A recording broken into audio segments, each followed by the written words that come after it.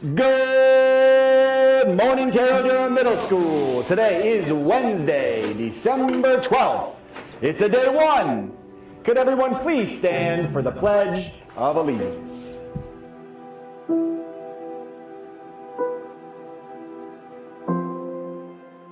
My name is Mike Mitchell and I'm the proud principal at Cairo-Durham Middle School. This is my third year as principal and very excited to implement the Positivity Project in the 2018-2019 school year. Good job, I'm really proud of you. Kids didn't believe in themselves. A lot of our kids would walk in and they'd feel defeated. You could see it on their faces. I'm out front mostly every morning welcoming our kids off the bus. I think that's a very important time. You can read body language. And you can almost see the defeat in some of our kids walking into school. I was looking for something to bring the school together. Fortunately, education's not just about academics. I wanted to find something that would empower kids and inspire them to make a difference, to be successful. Some of our kids didn't know what feeling successful felt like. I hate to see kids struggle. I hate to see them upset. And I want to try to do something good for them. And that they have to feel that first before I can talk to them about let's read this book or let's finish this essay. They have to be able to have confidence in themselves and what they have inside of them before they can even focus on the academics. We have 287 kids. We're a small school. We're not a school of 1,700 where you may not know every kid. In this school, you have the opportunity to build 286 relationships. When I challenged the staff that we needed to embrace and implement the Positivity Project, teachers have a lot on their plate. State mandates, state testing, APPR, all the changes within education, new standards. So it was just another thing I was asking them to do, right? And I understand that. And I asked for the trust. I asked for them to embrace this because the return on investment could be monumental. I took 7 people to a training last February in Syracuse, and 7 people and myself left knowing this could be the missing piece. Okay, so we got our character strength of humility here, which the definition is on the board. You don't seek the spotlight and you let your actions speak for yourselves. Did anybody in here have humility as number 1? You did? Awesome. I don't think a lot of kids did. How the lesson is going to run today is we're going to watch a very short video clip, and there's a couple questions we're going to discuss on it, and hopefully we get a little bit of feedback. Our kids come from huge trauma, and yesterday we had an 8th grader's house burn down to the ground. I received an email this afternoon from an 8th grade student, and she's coming up tonight to sit down and meet with me and brainstorm what we can do to fundraise and support this family. I was on the bus and I sat with her and something just clicked in my brain and I called my mom and I said, I need to do something about this.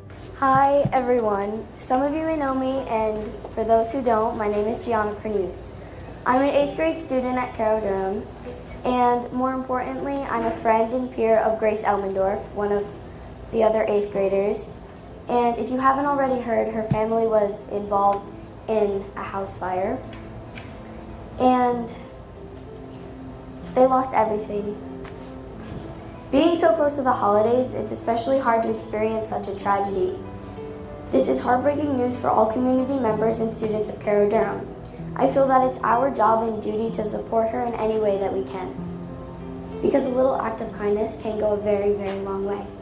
After all, last week's positivity topic was kindness, and this is a perfect way to show our kindness to her and her family. It's a 13-year-old 8th grader that is taking time out of her day because she cares about others. That's why I was glad we found the Positivity Project. So implementing this on a daily basis was imperative, right? We had to make sure it was equitable. We couldn't have one teacher teaching, more than others and losing instructional time. Mondays is ELA, as I said, Tuesdays is social studies, Wednesdays science, Thursdays math, and Fridays our specials, our PE. First 12 to 15 minutes, they're doing the character trait in the lesson. Have you done something for somebody that you didn't need to, expecting no reward at all, lately? And I bet you the answer is yes. Why are we picking the P2 traits?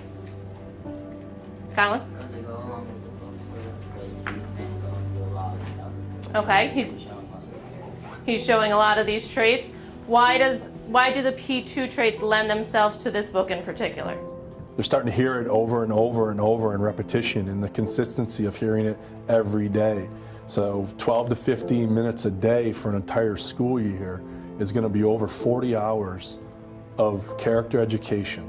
My friendships, besides family, are probably my #1 priority. Because without friendships, you won't be successful in life. Because you need that social part of you to be more successful in life. You don't need to know every single fact in the world. Let's think about this. You never really understand a person until you consider things from his point of view, until you climb into his skin and walk around in it. So this is today's humility chart, and this is Atticus. What is humility?